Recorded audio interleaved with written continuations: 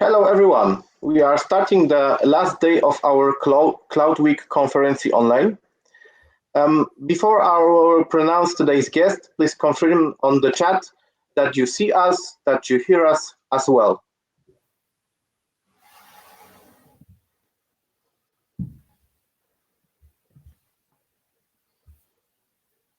Checking.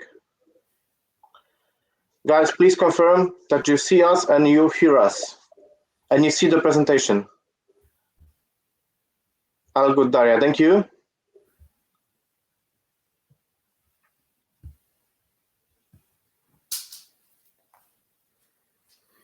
I hope you are not the only one. Okay.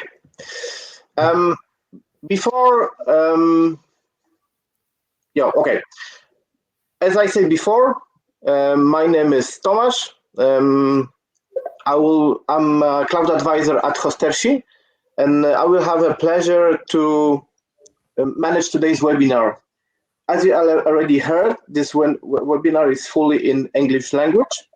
Of course, if you have any questions to me or our guest, please write them in the right side in the chat window.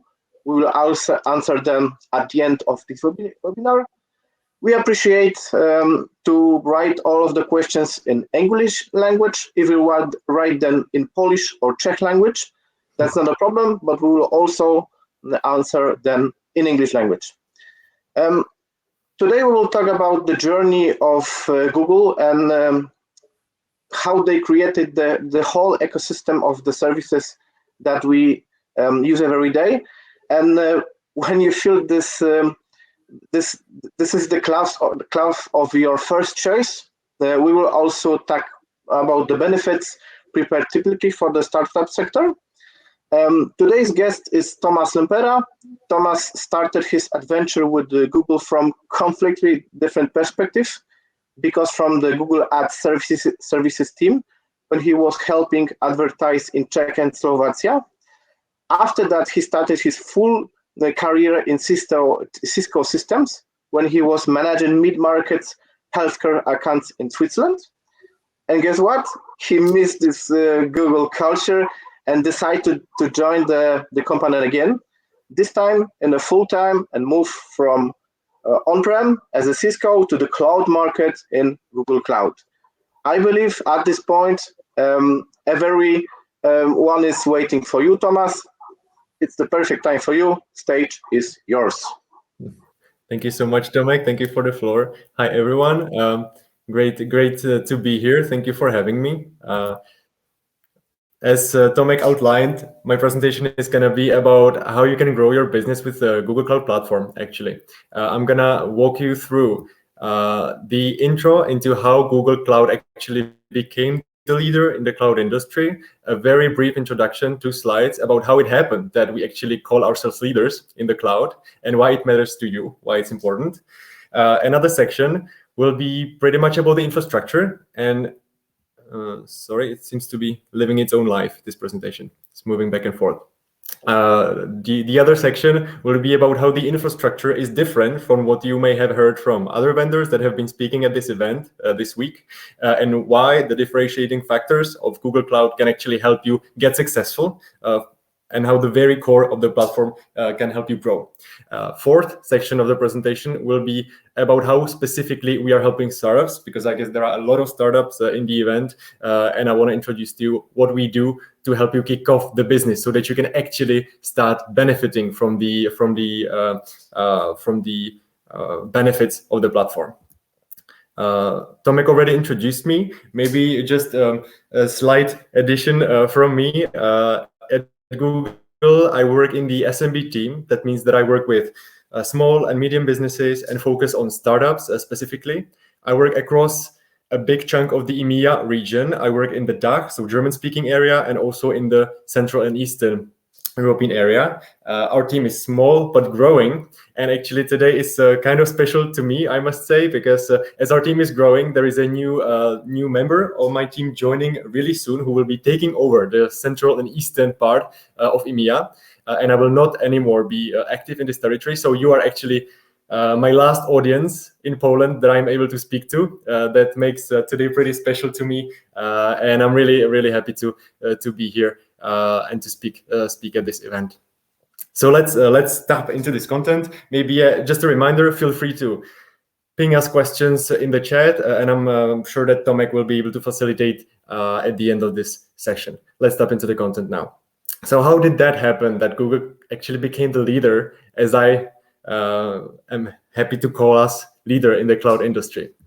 You know, I think most of you know the story. Like, we started as a pretty small company in 1998. It hasn't been that long ago, actually. 20 years, that's not so long ago. Like, when you compare it with other big players in the IT segment, you know, the traditional companies, etc. The company started literally at a garage of the founders. This is how it started to get off. And what we grew into is Alphabet. In 2021, we have more than 135,000 employees and 150 offices in 60 countries. So this is a pretty impressive growth, I guess, right?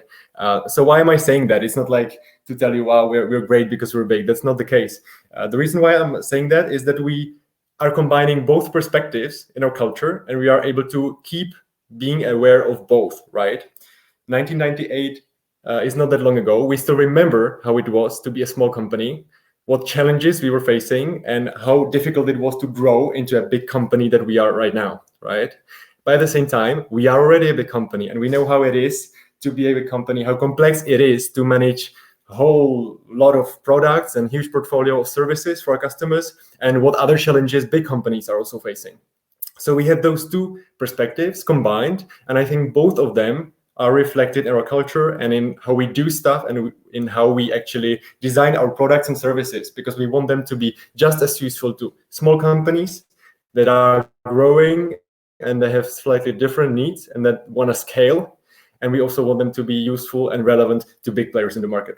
And I think this is still very unique, you know, the speed at which we were able to grow and how this all happened. Let's go to the next slide.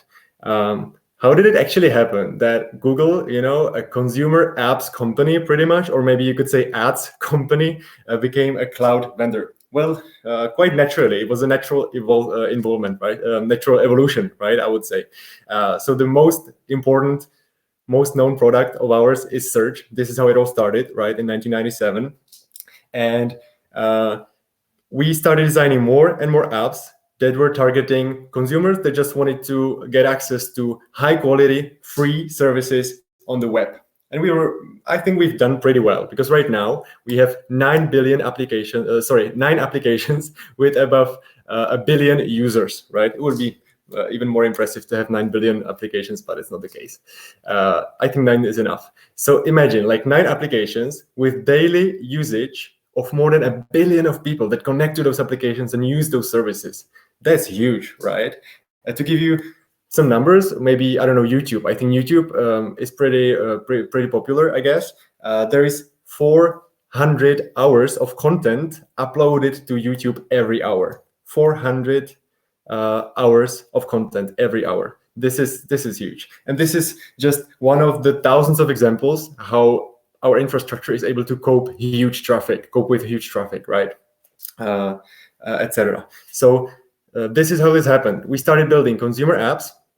And at one point, of course, it was only logical to think, wow, wait, so we have like a huge infrastructure, high quality infrastructure that is able to support super popular products that have been used by billions of users. So why don't we share this infrastructure with other companies that might benefit of this, right? And that could just rent a little piece of that and use all the unique features and the quality that we are able to offer, and just rent it and use it for their business to get successful using our infrastructure. So this is how this happened. It was quite a natural evolution, and I think in the end it's a win-win situation, because even small companies like startups can use the top-notch, high-quality infrastructure that they would not be able to pay for otherwise. And to us, it helps us scale the infrastructure even more. And with size and with scaling, the costs go down. So it's pretty much a win-win situation. This is a huge part of Google's culture, actually. Win-win.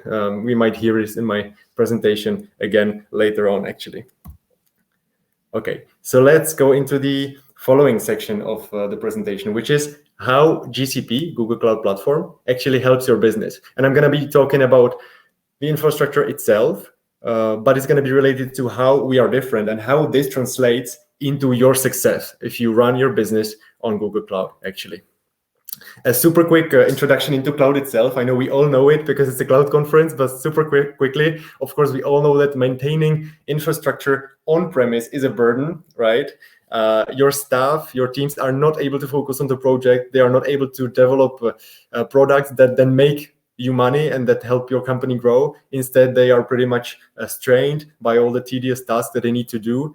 Also, the legacy systems that are connected to on-prem infrastructure usually do not really help you get stuff done. It's more like you and your employees are victims and hostages of the applications and spend your days clicking around in the systems rather than having the application actually help you achieve your goals, right?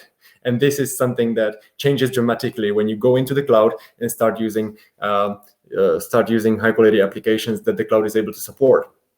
And of course, resources, right?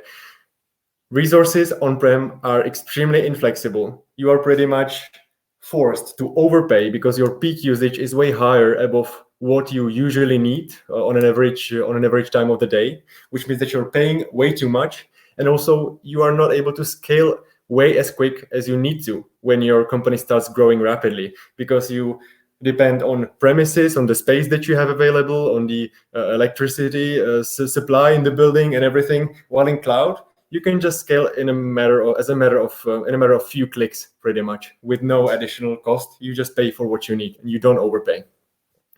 But we all know that, of course. So let's go further.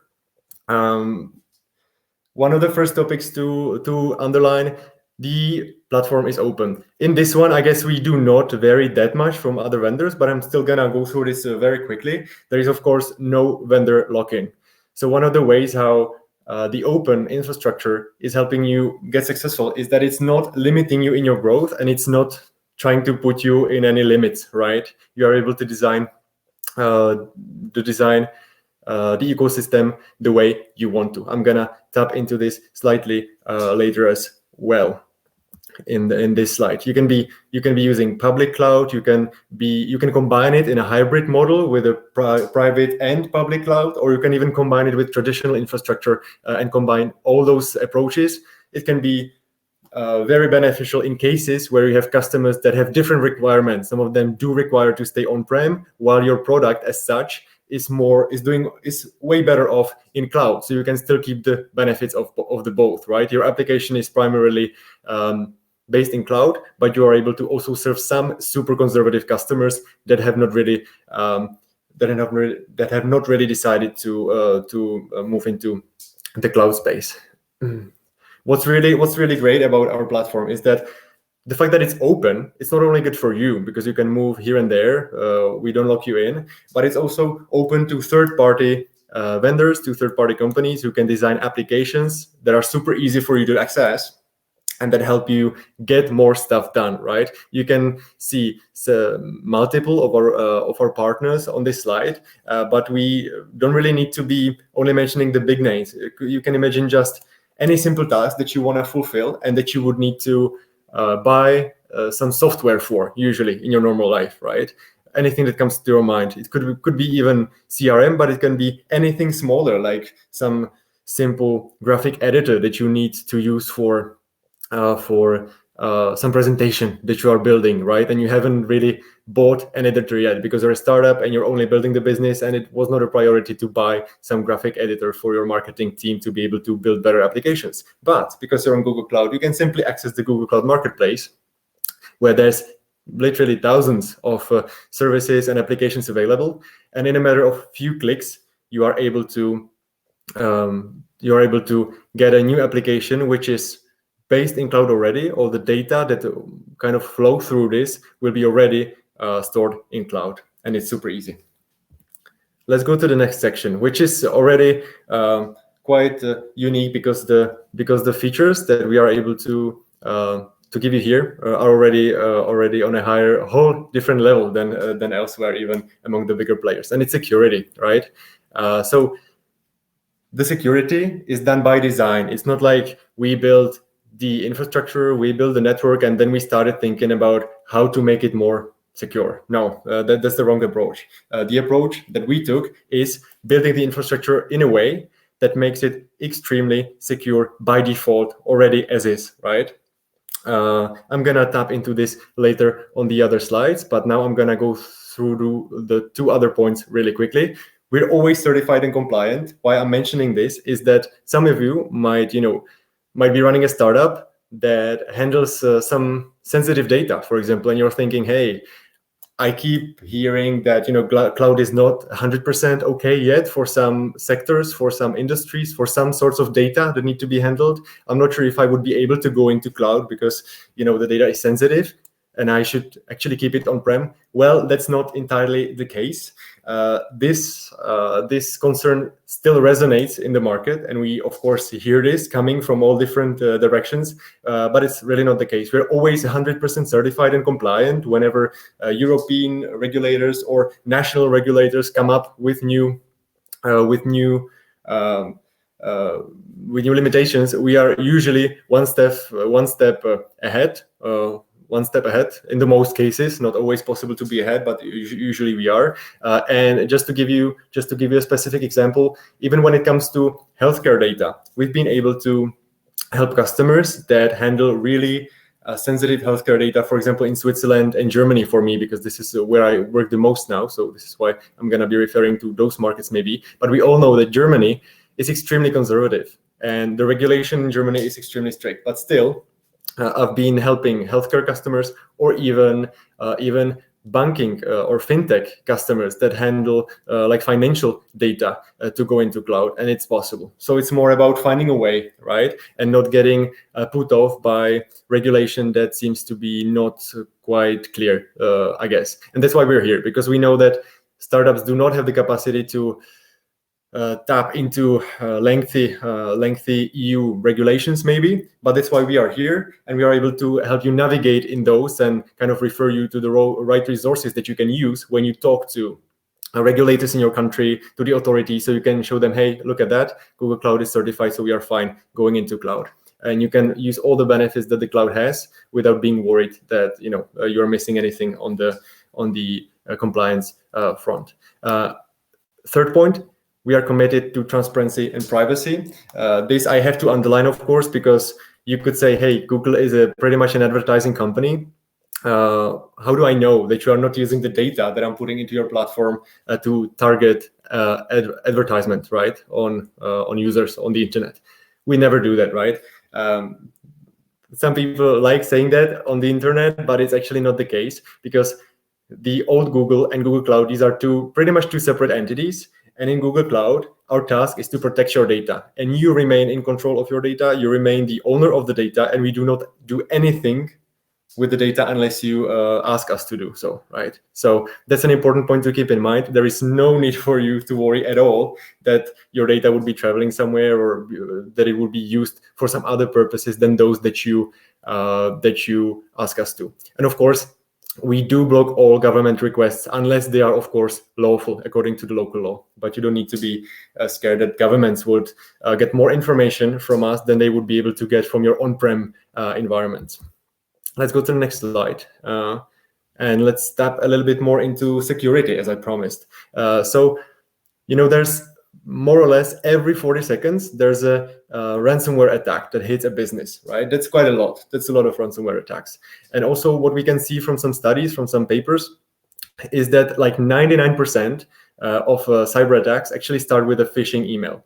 That shows us that people tend to be the weakest point in the infrastructure sometimes, or in the security infrastructure sometimes, right? So this is something that you need to prevent and help companies get protected. While we do understand that it's super expensive, for small companies, startups that are only taking off to kind of investigate into what they could all do with their environment, what are the best ways to protect themselves, what different services they could use. It's expensive and it's a bit of a hassle. That's why I said we have security built in by design in our infrastructure, and the infrastructure was built in security in mind. It was not like we built it, and then we thought, okay, so how do we add security into it now? No, it was the other way around, right? So you don't need to be worried with us, and you're getting a really high level of protection by default without the need to really care about so many things, right? How do we do that? Again, we are using the extensive experience that we got in our past as a company, because we run a lot of applications. That means that we see a lot of internet traffic that is out there, and we are able to, for example, check more than 400 million Android devices for their health status every day. And all this information that we are collecting through our applications, through Android, etc., all this information is used to improve the infrastructure and to be very quick and responsive to any threats that could come up, right? And you, by running your business on Google Cloud, you are using all this knowledge, all the intelligence that we have, because this is simply part of the infrastructure. It's not something that you would need to pay for on top. This is not something you would need to buy additionally. No, this is simply built into the network. When I say more secure by design, let's have a slightly closer look. I'm going to talk about it later as well, but we actually do have a private network, right? This is pretty special, although it might seem like a buzzword, private network, what it is. But let me underline this once more. All other major cloud providers move their data around the world through the internet, right? It's not surprising, right?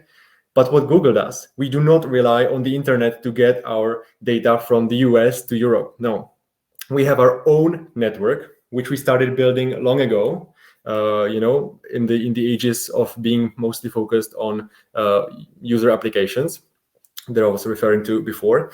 And now we have a really dense network of even undersea cables and network that runs without the dependence on the internet, right? Which is actually a huge thing, because we keep the control of the data. You don't need to be worried that it can get attacked underway or something similar. And it's also much more reliable than relying on the internet, and the speeds are just way quicker. So this is one of the key factors, right? Also, we do have our own endpoint. So if you, for example, use a Chromebook, which is pretty much a light laptop with a special operation system built by Google, you can be sure that the security already starts there at your endpoint. Then it just uses the internet for the minimum possible length, I would say, before it goes to the first point of presence, and it joins the private network of Google and travels across the globe into the data center of your choice, right? And the data center, it has actually an extreme level of security. I mean, when I was preparing this cloud for you, this slide for you, I remembered an incident in the Czech Republic a couple of years ago with our old president. Maybe you saw it even in Poland, because it was quite funny. There was like a guy who wanted to make fun of the president and just took a plastic gun and started shooting him when the president was participating at an event or something, right? It could look funny, like when you look at it on the news, because it's like, a crazy man shooting our president with a plastic gun. But to be honest, it could have been a real gun, and the president could have been dead, right? So when you think about it, the president is not really getting a lot of security and a lot of protection. But when it comes to our data centers, that's a different story. I've been to one of our data centers. And even as an employee, someone who the company knows, someone whom the company trusts, I needed to go through so many checks, right? And so many screenings. And I was able to see all the monitoring that happens outside, and all the physical security and the quality of the fences and the cameras everywhere. It's just extreme.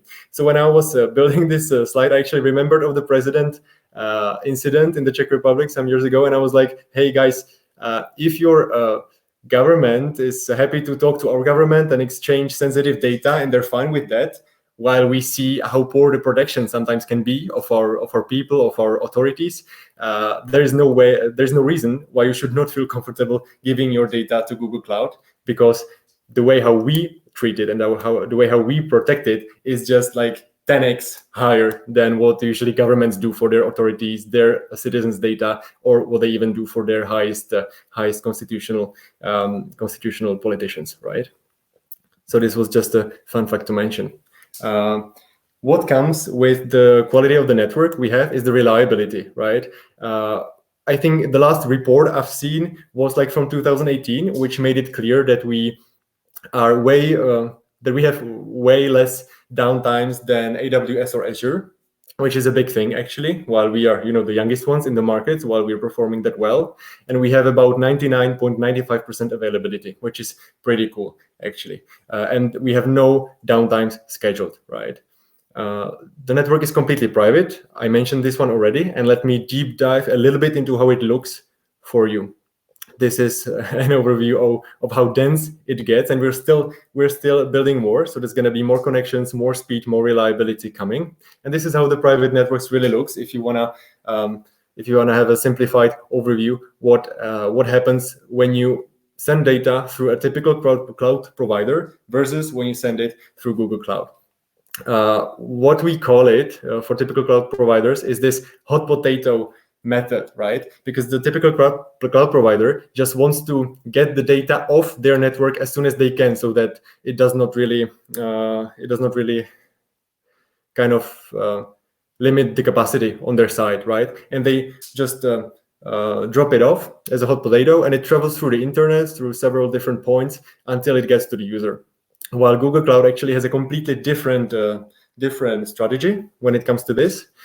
We try to keep it on our network as long as possible, just to secure the security, the reliability, the speed, and everything. So we keep it in our private network as long as we can, and at the farthest possible point, we just drop it off, and through the internet, it gets to the user. So this is how it happens, right? So there's a Google point of presence, or as we call it, POP, usually in every city, or even in kind of bigger towns. And from this point of presence, it just gets on the internet and travels like the last mile or two to the user, which is pretty cool. Another aspect which I want to mention, and that can make huge difference for a business, is machine learning and artificial intelligence. I know, guys, that we keep hearing ML and AI everywhere, and it sounds like a buzzword that doesn't really have content or value. That is just something that is fashionable to say, but it's actually not the case.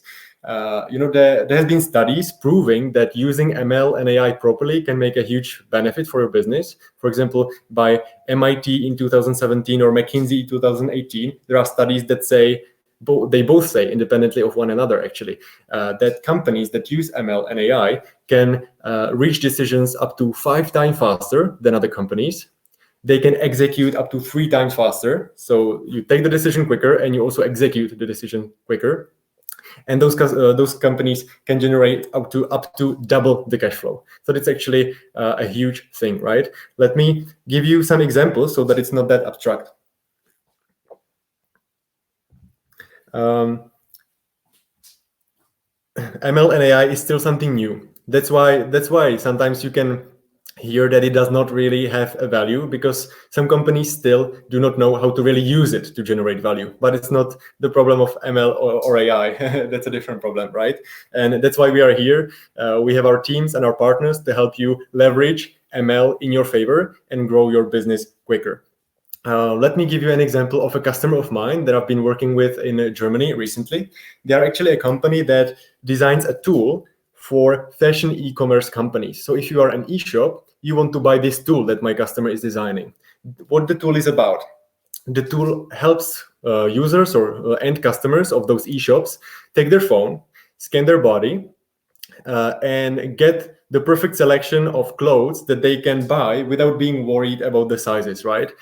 Some of you might know, some of you might have like special sizes. Some of you, especially I think women, know that there are certain clothes that might have like a specific, not only size, but ratio of different parts of the body. And it's really difficult to choose it online without then returning it, right? And those things are usually bought in stores still, even nowadays. And this tool that my customer is designing is actually solving this, because it scans your body, it analyzes your your metrics, your size and everything, and the proportions of your body, and it's able to give you a really accurate recommendation on what articles in that e-shop are good for you.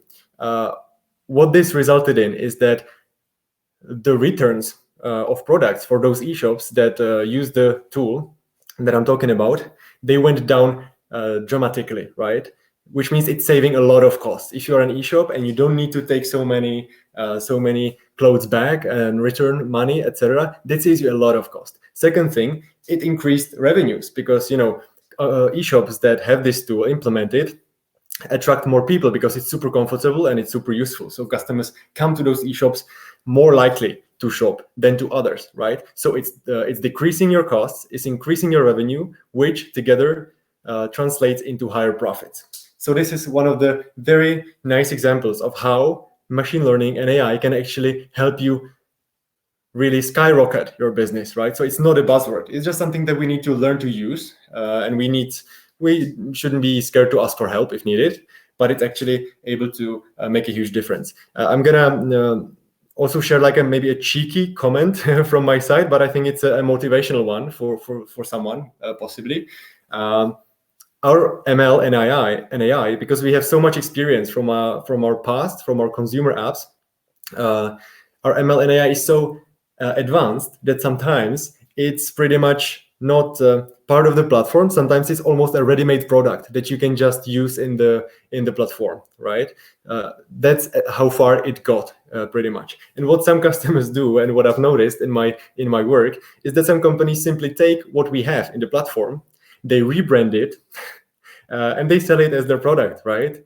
I mean, we don't mind. It's a win-win anyway, right? The customer just is good with branding possibly, and with their go-to-market, they are able to get this solution to end customers to find use for this. And for us, it's good as well because our services and our platform gets more usage. So it's a win-win situation. And this is just kind of a cheeky comment to tell you how simple it can be and how advanced our ML and AI actually are. Because it could be sometimes as simple as that, just rebranding it and selling it, and you get additional revenue streams into your company thanks to Google Cloud. I think no other cloud vendors could have that. Another thing, sustainability. This one not maybe cheeky, but even controversial, because I know that this event is in Poland, and I'm Czech myself, guys. So I'm from the same family, from the same area in Europe, and I know that sustainability is far from being mainstream in our countries. However, we should get ready for the fact that it is soon gonna be mainstream, right? I work in Germany and in Switzerland a lot, and it's mainstream there. And sustainability actually helps my customers win business and get successful, right? Let me give you a few figures about Google Cloud Platform. Google Cloud Platform is actually twice as energy efficient as what is the average industry standard, which means that we consume just 50% of the electricity that the standard is. That's a huge thing, like 50%. Imagine you are a household and you save 50% of your monthly bills. That's quite impressive even for a household. When you're a company with maybe millions of revenues and with really high costs on electricity, that can have a huge impact, right? We have zero net emissions. That means that we were able to match all legacy consumption of electricity that we had before, ever since the company was founded, right? And we are matching all of our consumption with green electricity. And our commitment is to be completely carbon-free by 2030. Right, which means that, for example, now in peak times we might be using some non-green energy, but we still always match it with sustainable electricity. And by 2030, we want to be ready to be completely carbon-free, and not just match it, but be completely carbon-free. And this is a huge thing. These figures are a huge thing. And again, let me not just talk generally, but give you examples, because I said it's mainstream in the German-speaking space, for instance, right, from my personal experience. And I think it's going to happen in Poland and the Czech Republic as well, because I know how it resonates with the young people that are soon going to be the middle-aged, right? For example, let me go to the next slide first before mentioning one of my customers. many of you might know Lush, actually, this British company with those fancy soaps, and cosmetics. I think they are both in Poland and in the Czech Republic. Although I'm not their customer, I'm very much aware of the brand. And I know how sustainability is extremely important for them, because they, of course, promote how everything is handmade and how everything is environmentally friendly in their stores. And of course, for them, when choosing a cloud provider, it was extremely important to have a cloud provider that is sustainable, right? So this customer pretty much made their decision on which cloud provider to go for by the fact that we were the most sustainable ones. So this is a typical example where you can see that if you ever talk to a customer who is sustainability sensitive, environment sensitive, the fact that you are using the greenest cloud provider, which we are, can actually help you win business. And again, this is one of the many examples how you can actually grow your business and grow your revenues, right? Let me give you another example from my personal experience without an additional slide. I'm actually working with a producer of electric vehicles in Germany, right? So just to show you that it's not just a fancy business of Lush, who is a consumer-oriented company with a big brand, so they want to showcase that they are green. It's not just this; it's real companies who manufacture like big stuff, like electric vehicle companies. And I've been working with this company in Munich for a long time. And when they were actually looking for a cloud provider, they did not ask about price at all. They asked about some technical aspects, but not much. They did not ask about price at all, because their investors knew that if this EV company has to be successful, they just need to be as green as possible. So the main thing for them was to be sustainable, right? Because if you build electric cars, your customers probably are people who care about sustainability, right? And in that case, you can't afford to choose a cloud provider that is not as sustainable as possible. You just need to get to the very maximum of the potential that is out there. So their investors did not push this customer at all to ask about price, because they had different priorities. And this is just another example which shows you how the mood in the society is changing, I think, and sustainability actually can win you business, right? Another slide. We're closely coming to an end. Cost savings. I mentioned how cloud can be way more efficient than on-prem infrastructure. This is clear to all of us, I think. But Google has been able to master the way how we are able to make everything as efficient as possible. There's a few figures that you can look at, but we are actually super good at optimizing the infrastructure. We have great partners that are good at reviewing the architecture and helping you save money, which is super crucial for startups or for even like small, medium companies, because you need to be focusing on growing your business, getting new customers, building new products, building new services, and you don't want to be spending more money on cloud than necessary, right? So this is why we try to help you. One of the nice examples that I want to underline, apart from those numbers that you can see here, is the fact that we have so-called preemptable machines, which are pretty special, I would say, because when you run something on Google Cloud, some of your workloads might need to be available 100% of the time, like 24/7, right? You can't run a banking system that just goes down at one point. It needs to be available all the time. Fair enough. We are able to do that, of course. But then there are many workloads for many customers, not for everyone, but for many customers, there are workloads that do not need to be done all the time, or they do not to be done necessarily at a specific point of the time, right? And for those workloads, you can actually save a lot of money by going for our preemptable virtual machines, which are machines that just shut down at some point. And the reason is that they kind of try to optimize our capacity in our data centers by getting switched off sometimes. And for some workloads, like internal issues, for example, for example, machine learning training that can happen anytime, right? Because it's not impacting customers. It's just something that you're analyzing in the background, and you don't really care if it takes like an hour or two, or if it gets interrupted and then starts again. These are the typical examples of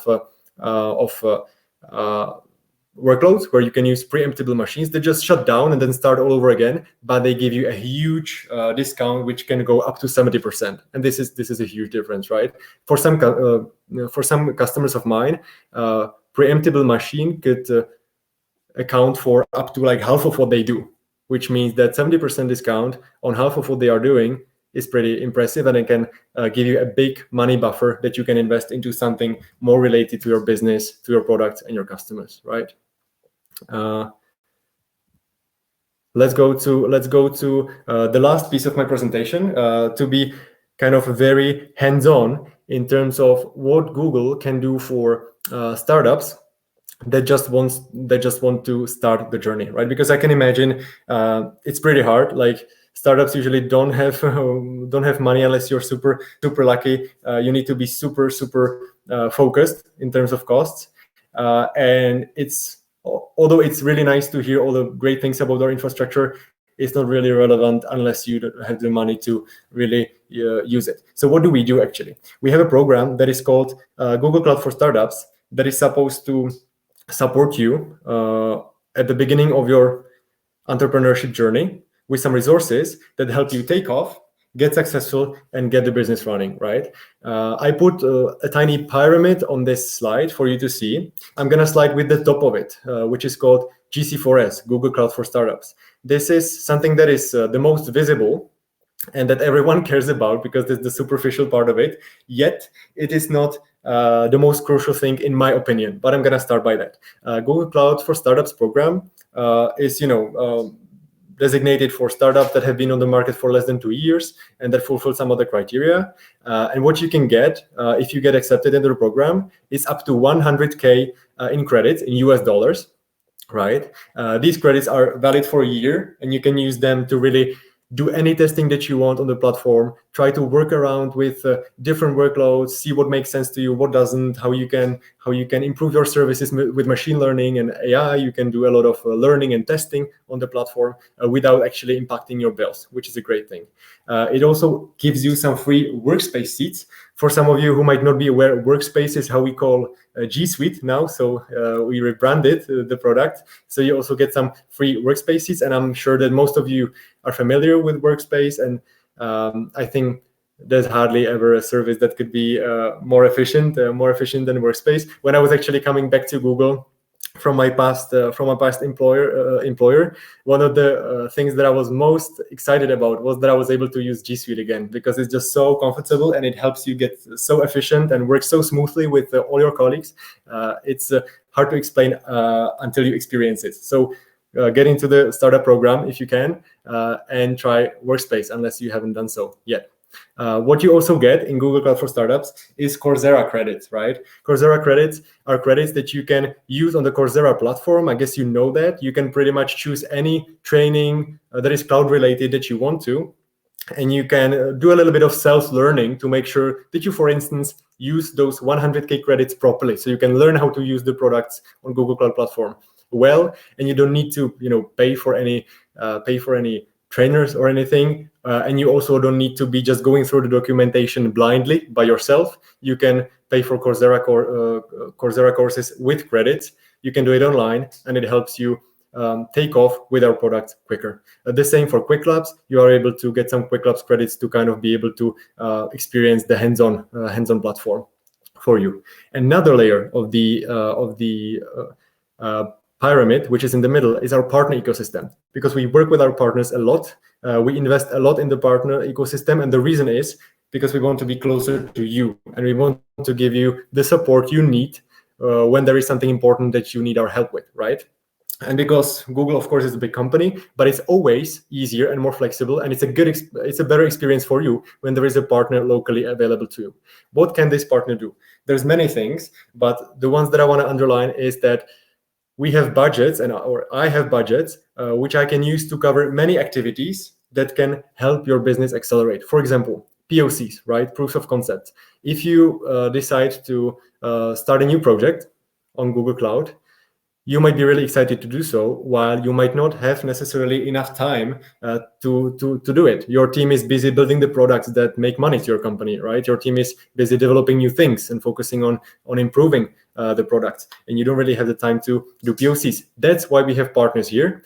I am able to help you fund these activities, and a partner can come on site and do this for you, right? A huge impact, actually. They can also do workshop to pretty much teach you about new products, or they can support you with the migration. So there's a whole portfolio of support that can help you take off really quickly without restricting, or without pretty much moving your team's focus from the core products that you want to work on into some internal hassle, right? Which is great. And the bottom of the pyramid is the long-term relationships that we really built with our customers. It sounds like a fluffy word, it sounds like again a buzzword that really doesn't have any content, but it's not. Let me tell you one example, which I think is extremely explanatory. We are in it with you as I'm writing next to the pyramid, and it's really true, because while other vendors, from what I see when I participate in events and when I talk to customers, while other vendors, especially AWS, will talk to you for an hour about the credits that you can get and about how everything is going to be cheap and shiny and great, that's fine, because you can always promise, right? But the thing is that the long-term relationships is what actually makes sure that we don't really let you down on the long term. The example that I promised is from April last year, after the COVID crisis hit everyone super hard. Like it started in March. Everyone was happy to have a little bit of more free time, because most businesses were impacted and slowed down. So everyone had more free time in the beginning. And then in April, this frenzy started when everyone realized that they are starting to lose money. They started to fall behind their plans, and they started losing profits, etc.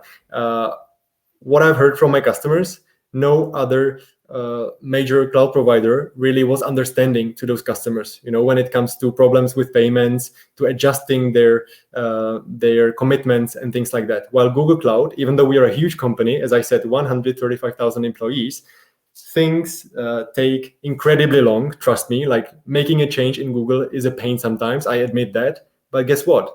Since the COVID crisis started, we were able to introduce a relief program for customers on Google Cloud within 3 weeks.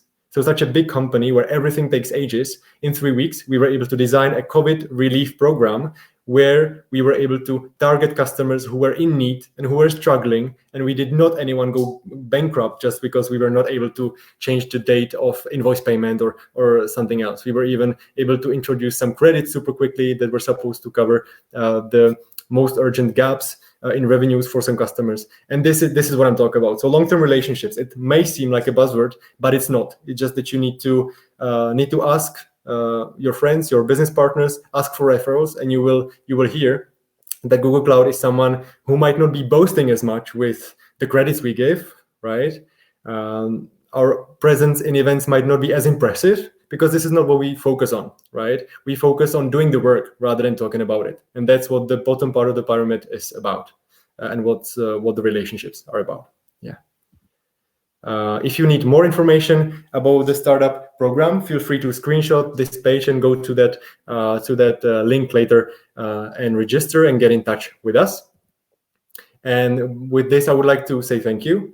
As I mentioned, I'm leaving the CE territory, so it's been a real pleasure to be here with you and talk to you. Here are my contact details on the bottom of the page. And as I mentioned, we have a new colleague joining my team who will be taking over Poland together with other territories. And I decided to put his email here together with his LinkedIn contact. So feel free to reach out to me, feel free to connect with me on LinkedIn, and also feel free to screenshot my colleague's Dimitri's contact details, so you can reach out to him as well if you want to. Thank you so much.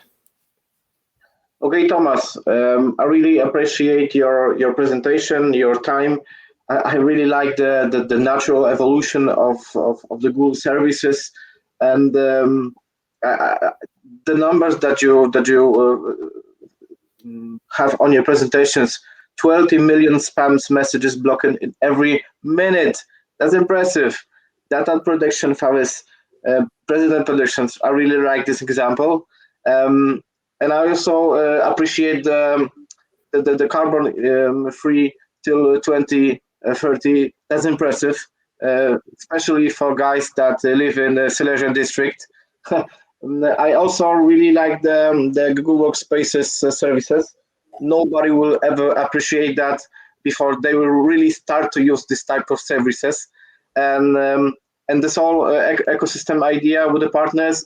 Of course, you can be an expert in your own product, but you don't have to be an expert in infrastructure or in Google Ads. I really like this presentation. Nice job. I've seen some questions. It's probably the best time for the Q&A session. Can you write this question from Jacek from the question section about the data protection?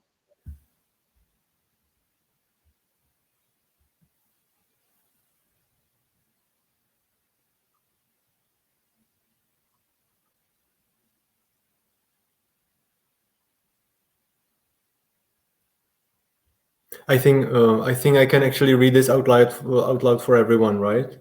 Yeah. Because I can't hear Jacek. But the question posted by Jacek is about how Google will handle requests to turn over data to U.S. authorities based on U.S. Cloud Act, right? So this is of course a sensitive topic. It's a really good question, and it's something that is still being kind of worked on, and our legal is really engaged in making sure that we do keep compliant. At the same time, we do give the maximum level of protection to the data of our customers, right? This is something that I would be definitely happy to take offline. If you have a specific example, Jacek, feel free to reach out to me as discussed. What I said in one of the parts of the presentation, we never hand over data to governments unless there is a lawful, underlining lawful reason for that in terms of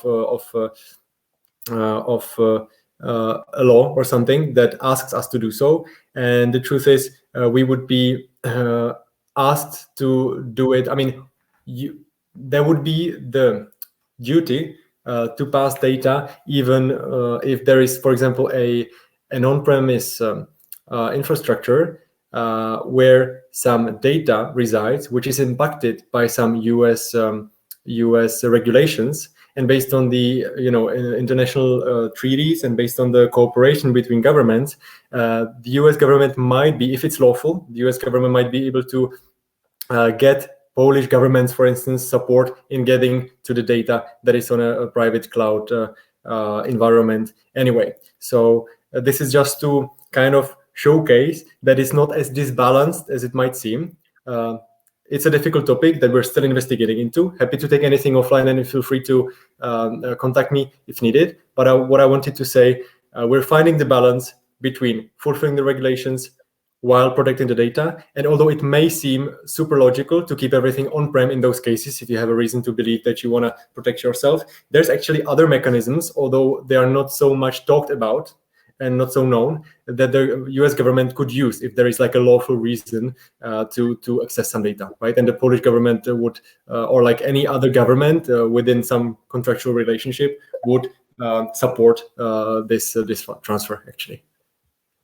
Yeah, thanks for the answer. The second question is, can you give us 3 reasons why startup should build their solution in Google Cloud? That's really good. Thank you so much for the question. It's going to be super hard to pick 3 questions because I think there's been a lot of reasons mentioned in the presentation, but let me try to prioritize. One of the reasons is going to be the relationship piece that I mentioned in the end when talking about the Google Cloud for Startups program, right? We do not like fireworks and a lot of attention. We do the work rather than talking about it. And when you build your startup on GCP, you can be sure that we not just give you credits, but we also will keep in touch with you, and we will adjust to your needs as you grow or as you go through different cycles of your company, right? And this is something that is not that self kind of explanatory. This is not something that is so common for other vendors. So when you build for us, you will not only get the support that you can get anywhere, but you will get a real responsive framework of cooperation that will adjust to your needs as you grow, and that is able to get really flexible whenever you run into some issues and problems. We are not ruthless, when you go into troubles, we don't kind of cut you off and say your problem. No, we never do that. So this is the first reasons. This is the first reason out of the 3. Second reason would be actually the ML and AI, because we are the leader in this space. We have the most extensive experience when it comes to this, and most startups or most companies that are set up nowadays can benefit of machine learning and AI. The fact that big companies don't always use it, that's true, but that's not really that's not a problem of machine learning and AI. It's more about them not being able to leverage this. But what I see from startups is that when they start building on cloud, they quite easily find ways how they can use their data to work for them rather than working to get the data sorted and working on that. So your data can work for you actually, and it can generate additional business, like I was mentioning, in one of those examples where customers even just rebranded one of our solutions and generated additional streams. So it would be relationships. Second thing would be machine learning, and the third thing, the hardest one because it's the last one for me to pick, would be Google Cloud is actually something that I didn't mention. I'm going to say now. Google Cloud is actually the future. We are the underdog. We do tend to be maybe slower in some super particular cases because, of course, we've been for the shortest time in the market. We are still smaller compared with AWS and Azure. But when you look at the development and when you look at the motion, right, we are growing super quickly. We tend to be the number one choice for developers, for instance. When you look at how the cloud market is evolving, when you go with Google Cloud and when you build on Google Cloud, in a couple of years, your infrastructure will be based on the leader of the market, right? We're not the first ones in terms of size yet, but we're getting there. When you look at research, when you look at papers, talk to developers, we are pretty much the underdog that has higher quality in most of the aspects. And where we are slightly lagging, these are areas that we will be able to improve later. But considering how late we've entered the cloud game and how smaller we are relatively to AWS, for instance, and Azure, I think it's impressive, the results. And when you start building on us, you can be sure that you're building on the future leader who will have the biggest kind of base to support you even later on, not just now. Okay, thanks, Thomas, for your answer. I have my own. I have one question. Can I have one question? Yeah, sure. What does the new region in Warsaw will actually mean for the CA startups? Mm-hmm. That's a good. You mean Central and Eastern European startups? What it's going to mean for them? Yeah, yeah. So it's going to mean a lot. I mean, we have 1 minute, but it's going to mean a lot, Tomek, and it's a really good question because together with the new region, with the data center, there's a huge investment into the team in Warsaw. Actually, so considering how big the cloud market is in Poland, it's not as big yet compared with some other markets of that size. The team of Google Cloud in Warsaw is growing disproportionately faster, which means that all the startups in the region will be able to benefit from this motion and from this kind of strategic bet on Warsaw and on the region in Poland. And there's going to be way more hands-on support, way bigger teams that can help the customers get successful on Google Cloud. There's going to be more capacity, so it's going to be easier to work with Google Cloud engineers, Google Cloud sales teams, right?